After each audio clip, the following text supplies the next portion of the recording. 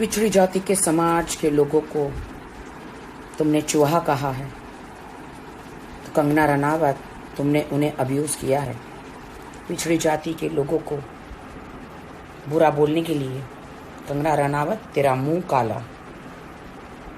अगर तुम इंसान हो तो उन सब से माफ़ी मांगो। हर इंसान एक समान है। जब ऊपर वाला ईश्वर हर एक इंसान को सूरज की किरणें और चांद की रोशनी देता है, तो कंगना रनावत तुम कौन होती हो? इंसान जातियों को अलग अलग करने वाली और ऊंच नीच में भेदभाव करने वाली तुम कोई नहीं हो। इसलिए तुमने पिछड़ी जाति के लोगों को चूहा कहा है। चूहिया तुम हो। सो चूहे खा के हज को चली कंगना रनावत, तो तुम हो चूहिया, ना कि हमारे लोग हैं। हिंदुस्तान का संविधान पढ़ो। आज तुम आज़ाद हो बिकॉज हमारा संविधान स्ट्रांग है। डॉक्टर बाबा साहेब आम्बेडकर जी ने जो नेक काम किए हैं, जो संविधान को लाए हैं, जो बदला है, वो कोई नहीं कर सकता। जय भीम। पुराने ज़माने में औरतें हस्बैंड के मर जाने के बाद सती की जाती थी, उनके बाल निकाल दिए जाते थे। आज तुम आज़ाद हो क्योंकि हमारे लिए संविधान है। हमारे लेजेंडों ने हमारे लिए बलिदान दिया है और तुम हमारे पिछड़ी जाति के लोगों को, हमारे समाज को तुम अब्यूज़ करती हो। ये मत भूलो कि तुमने झांसी की रानी के ऊपर फिल्म बनाई थी। कौन थी वो? वो भी पिछड़ी जाति की एक महिला थी जिन्होंने युद्ध किया था अपने लोगों के लिए। भूल गई? उसके लिए तुमने काफ़ी अवार्ड बटोरे हैं, तुमने काफ़ी पैसे कमाए हैं।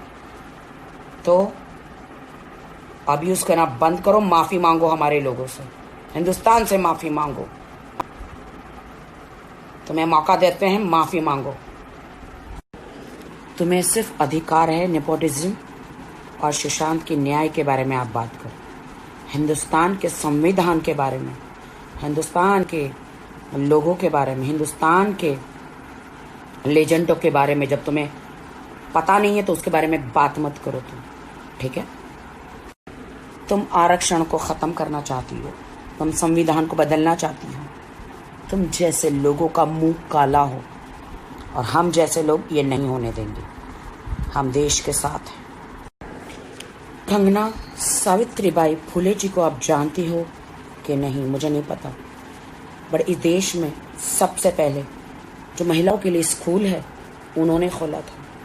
तो आज तुम पढ़ लिख कर इतना चबड़ करती हो, तो तुम्हें उन्हें धन्यवाद देना चाहिए, उनकी आरती उतारनी चाहिए, उनको पूजा करनी चाहिए।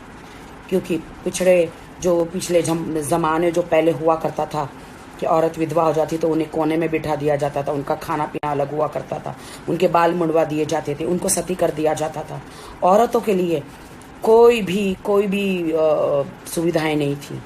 तो इनका शुक्रगुजार करो कि आज तुम आज़ाद हो। सब फीमेलें आज़ाद है। इतिहास पढ़ो। अगर दिमाग में बुद्धि काम नहीं कर रही है, इतिहास पढ़ोगे तो पता चल जाएगा कि सावित्रीबाई फुले जी ने कितने अच्छे काम किए।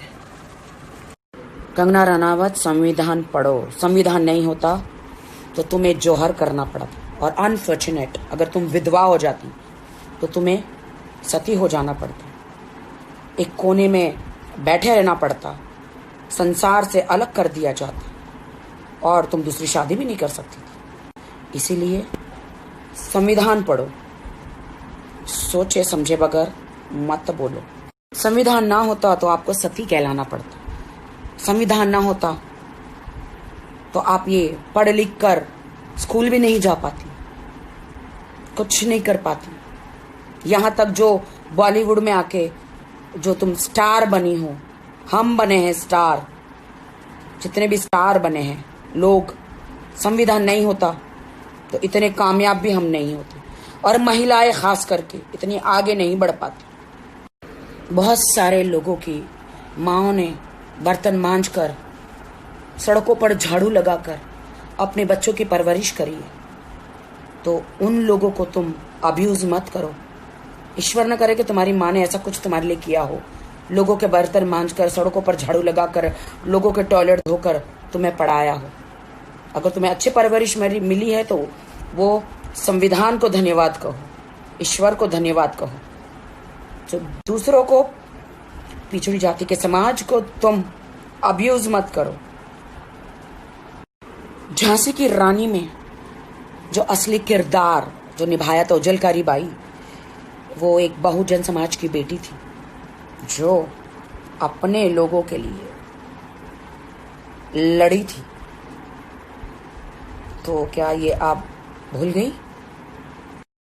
तो आप सुशांत के लिए न्याय मांगो, उसके खूनी को तो हम भी ढूंढ रहे हैं। 4 फोटो मोदी जी के साथ क्लिक कराने से आप देश के प्रधानमंत्री नहीं बन जाएगी। तुम 4 फोटो तुमने क्लिक कराए, हम तो मोदी जी के पास उधर जाके हम उनको खुद मिलकर आए हैं। और मोदी जी से एक बार नहीं 2-3 बार हम मिले हैं, लेकिन हमने कभी नहीं सोचा कि हम देश को हाथ में ले लेंगे। मोदी जी के साथ 4 फोटो खिंचवाने से, मोदी जी को 2-4 बार मिलने से तुम खुद को प्रधानमंत्री समझ के बैठी हो क्या? गलतफहमी में जीना बंद करो कंगना रनावत।